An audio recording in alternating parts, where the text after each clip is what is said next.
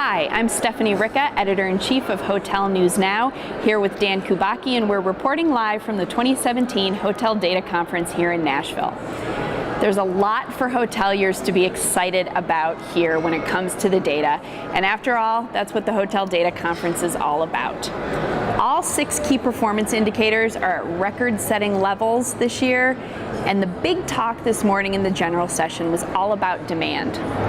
Demand in the United States is growing at huge levels, and that's one of the reasons why STR revised its 2017 forecast to include 2% demand growth, which is a raise over the prior forecast period.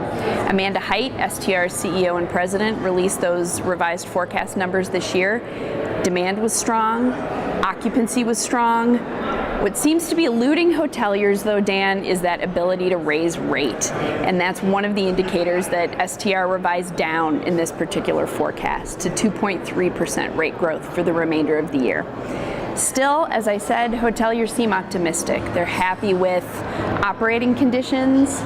They're not too upset with general U.S. economic conditions. And while there may be the possibility of some disruption, perhaps from a black swan event or other government-related problems, all in all, people seem pretty happy. Dan, what did you think about today at the Hotel Data Conference? Well, Steph, this was my second HDC. I'm finally starting to learn a little bit more and absorb a little bit more, I think. And I sat in the top 25 performance session. It's always a very popular session, and this year was no different. Everyone wants to know, how are the top 25 markets performing? Because they are the benchmark of how the rest of the industry is performing. On a supply standpoint, 45% of in-construction rooms are in the top 25 markets. That's a lot. And 9 markets, if all of those rooms open today, would account for 5% of their existing supply. So there's a lot of supply out there, but there's still, the top 25 markets, they're still capitalizing, attracting a lot of demand. In terms of occupancy, 18 of the top 25 markets are reporting 70% absolute occupancy or higher, and 5 markets are reporting 80% occupancy or higher. Those are pretty good numbers. Then we have to consider, are some of those markets capitalizing on rate? Our top ADR markets this year so far: New York, no surprise there, Oahu, and finally, I thought this was very captivating, San Francisco is still in the top 3 as a top ADR market. So it appears that the closing of the Moscone Center for renovations is not having that big of an effect in terms of ADR.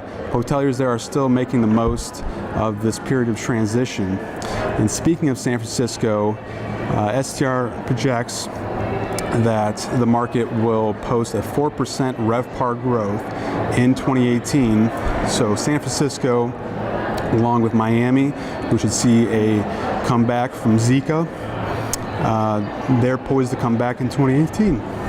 So pretty good numbers despite some headwinds. So Dan and I took care of data. Now we're going to throw it over to Sean and Danielle, who are reporting from the networking reception.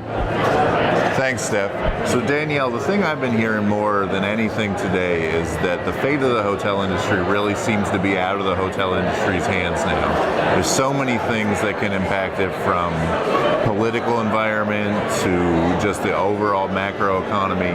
And more than anything, everyone seems to be waiting for what the end is going to be. And the message I keep hearing over and over again is it's not going to be the hotel industry that ends this cycle. It's going to be some big macro event. It's going to be some black swan. We heard it first thing in the general session. I heard it through panels through the course of the day. If something happens to end the current environment, even though we've seen this low sustained growth, if something ends it, it's not going to be the hotel industry itself. It's going to be the larger macro economy, something that hits all industries. So what have you been hearing today?